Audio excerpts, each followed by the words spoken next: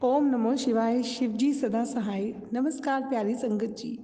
कल मैं जब बड़े मंदिर गई बहुत दिनों बाद, तो ऐसा प्रतीत हुआ जैसे गुरुजी बिल्कुल अंग संग साथ साथ थे कदम कदम पर। क्योंकि कई दिनों से मेरा मन विचलित था और बहुत बेइंतहा चाहत थी कि मैं बड़े मंदिर जाऊं, लेकिन बस कोई जाने के लिए साथ ही नहीं मिल रहा था। और किस्मत से मेरा जन्मदिन 16 तारीख को था और तब भी मैं बहुत उदास और रोई कि मुझे गुरुजी के मंदिर जाना है, लेकिन मैं नहीं जा पाई किन्हीं कारणों के कारण। और फिर 18 तारीख को मेरे हस्बैंड और मेरी भाभी आंटी ने बोला कि चलो हम गुरुजी के बड़े मंदिर चलते हैं, और मेरी खुशी का कोई ठिकाना नहीं था।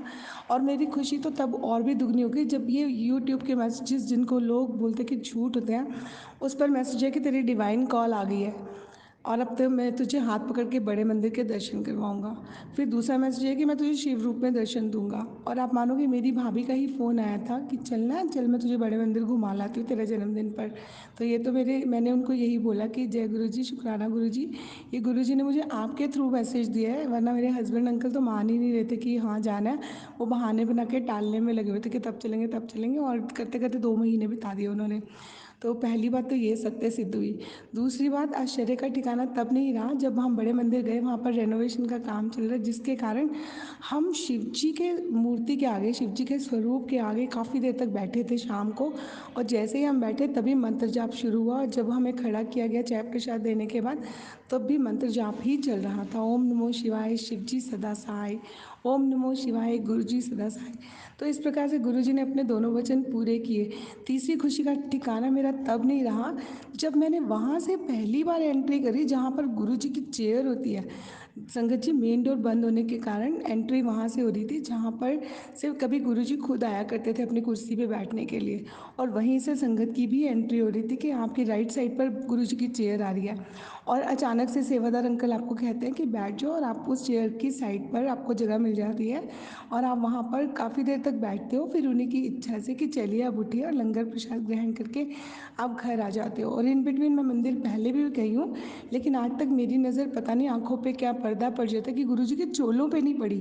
और कल आप मानोगे, जहाँ पर वो गुल्लक रखी हुई है, वही रूम जो बना हुआ है, वहाँ गुरुजी के चोला दो लटके हुए देखे थे, एक मजेंटा और एक येलो, वो जो मेरा फेवरेट वाला येलो, जिसमें ग्रीन पट्टी में गुरुजी बहुत सुंदर लगते हैं। और हैंगर पे वो टंगा हुआ ऐसा लग रहा था मानो कितना मतलब नूरानी सा, उस चोले में इतनी चमक थी कि वाकई ऐसा लग रहा था पता नहीं किस कपड़े का ही बना हुआ ये। वो भी नज़र मेरी पहली बार इतनी बार में पड़ी। तो गुरुजी ने कल तो ऐसे साक्षात दर्शन दिए।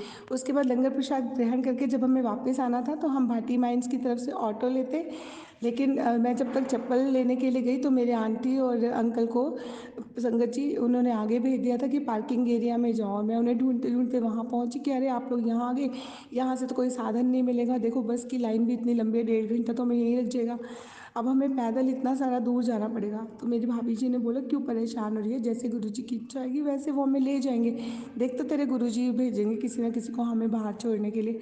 संगत जी, अनमने मन से हम चल पड़े, थोड़ा 4 10 15 कदम पैदल चली होंगी, और मुझे अपने से ज़्यादा मेरी भाभी की चिंता थी, क्योंकि मेरे साथ तो मेरे पति थे रात को घर जाने के लिए, पर उन्हें अकेले और आगे का सफ़र तय करना था।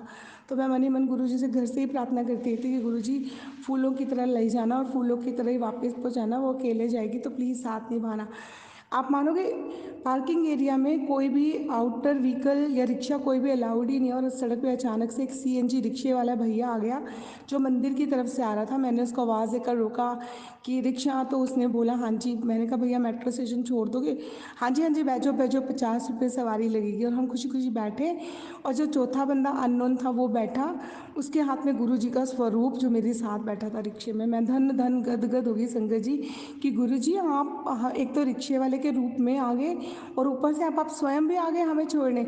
और आप मानोगे, उन रिक्शे वाले अंकल ने हमें आधे रास्ते मोंडा तक ले गए, और वहाँ पर उन्होंने हमें दूसरे रिक्शे में माइग्रेट कर दिया, और उन्होंने कहा कि अच्छा मेरी यहीं तक की जिम्मेदारी थी, अब आप इस रिक्शे में बैठ जाओ, ये आपको मेट्रो स्टेशन छोड़ देगा, और मैं यहीं से वापस बड़े मंदिर जा रहा हूँ।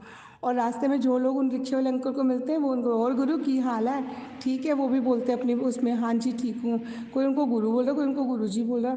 शायद नॉर्मली उनका कोई टैग होगा, ऐसा लोग उनको बोलते होंगे रिक्शे वाले भैया के, इतने नोन मिले रास्ते में और वो हर किसी को नमस्ते और राम राम करते चले जा रहे थे। तो जहाँ तक मैंने उनको 2-3 बार बोला, मैंने कहा गुरु जी ने ही आपको भेजा है साक्षात, वरना उस राह पर तो कोई रिक्शे का सवाल ही नहीं उठता, कोई पर्सनल गाड़ी के अलावा तो वहाँ पर कोई मतलब ही नहीं है, किसी को जाने ही नहीं दे रहे, आप कहाँ से आ गए मंदिर से। तो उन्होंने बोला मेरे को भी अंदर नहीं जाने दे रहे थे, मैं भी बोल के गया कि कोई खड़ा है और मुझे उसे लेने जाना है तो मुझे जाने दो, तो उन्होंने मुझे जाने दिया। तो मैंने कहा बस फिर तो आपको गुरु जी ने ही भेजा है। जय गुरु जी, अनंतम शुक्राना गुरु जी, जो आप हमें बुलाया, हमें दर्शन दिए, इतने प्यार से अपना अपना आदर सम्मान भी दिया, आतिथ्य भी दिया। गुरु जी आप आपने मेरा बर्थडे ब्लेस कर दिया। लव यू गुरु जी, शुक्राना गुरु जी, थैंक यू गुरु जी।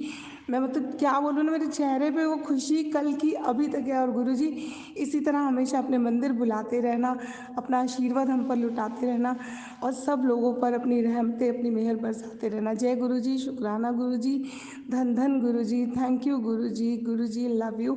और पीले चोले में उस व्यक्ति के हाथ में आपका स्वरूप था, मेरा पीला रंग इतना फेवरेट है ना आपका, और वो स्वरूप। आई love you Guru ji, thank you गुरु जी, मतलब मैं क्या बोलूँ Guru ji, I love you, thank you. आपने क्या नहीं दिया, कहते ना मंगना भी नहीं आंदा मैनू फिर भी तू खैरा बख्शाइयाँ, एहसान गुरु जी तेरा, शुक्राना गुरु जी, धन धन गुरु जी, थैंक यू गुरु जी। और तो और जो चप्पल का नंबर भी मिला था ना 671, यानी कि 77, 777 की ब्लेसिंग के मैसेजेस तो मुझे रोज़ ही मिलते ही रहते थे, वो भी सत्य ही सिद्ध हो गए। कल मुझे ढेर सारी ब्लेसिंग्स मिली। ऐसा ब्लेस्ड बर्थडे मेरे जीवन में शायद ही मैंने कभी सेलिब्रेट करा। Thank you Guru ji, love you Guru ji.